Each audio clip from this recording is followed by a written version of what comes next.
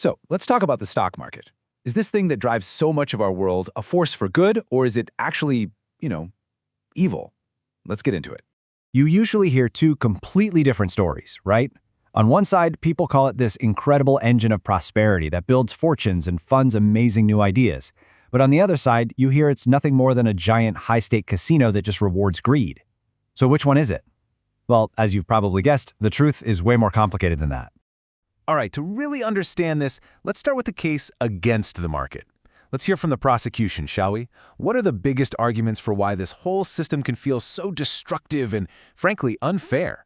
And the critics have some really powerful points. They argue that this relentless quarterly pressure for profits forces companies to make brutal decisions. We're talking mass layoffs or cutting corners on safety and the environment, all for a temporary bump in the stock price. And this creates that crazy disconnect you see in the headlines, right? The market's hitting a record high, but at the same time, regular folks are struggling. That's what really widens that massive wealth gap. Okay, but that is only one side of the coin. Now it's time for the defense to take the stand. Let's explore the powerful arguments for the market being a massive driver of progress and prosperity. And this side is just as compelling. I mean, think about it. Where does the money come from for life-saving vaccines or for that next huge leap in clean energy? A lot of the time, it's raised right on the stock market.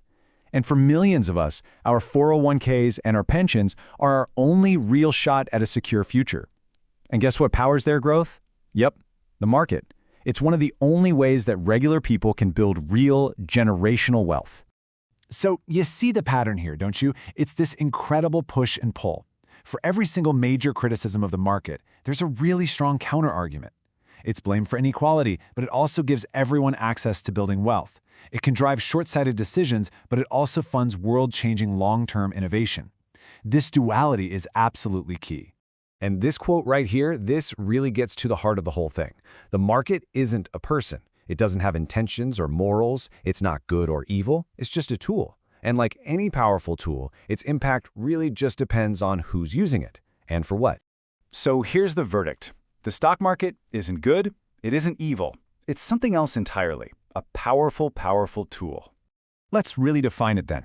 At its absolute core, the stock market is just a neutral system for moving money around to where it can be used best. But here's the catch. It's also like a giant megaphone for human emotions. It takes our natural flaws, things like greed and fear, and just amplifies them on a global scale.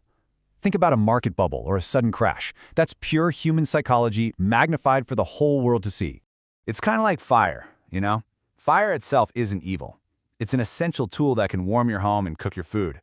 But if you lose control of it, that same fire can burn the whole house down. The market is exactly the same. Or think about a knife. In the hands of a surgeon, it saves a life. In the hands of an attacker, it does the opposite. The morality is never in the tool itself. It's all about the rules we build around it and the ethics of the people who choose to use it. Okay, so all this might sound a little academic, right? A tool, a fire, a knife. So what? Why does this actually matter to you? Because here's the thing. Whether you actively invest or not, you are in this system. You're a participant. Your retirement savings? They're almost certainly connected to the market's growth. The company that made the phone you're holding, the car you drive, they're funded by it, and more importantly, you have way more power to influence it than you might think. For example, look at the absolute explosion in ESG investing. This is basically a conscious, collective effort to use this tool for good. It's millions of investors saying, hey, we will only fund you if you act responsibly towards the environment, your employees, and society. It's literally voting with your dollars on a massive scale. And ultimately, that's what the stock market is. It's one of the biggest mirrors we have. It reflects our best instincts, that drive to innovate and build a better future, but it also reflects our worst, our greed and our fear. It's a mirror held up to our entire society. And that leaves us with one final big thought. If the market is just a tool reflecting our society's flaws, then just blaming the tool isn't going to fix anything. The real question is, what kind of society do we want to build? And how can we start shaping this incredibly powerful tool to help us get there?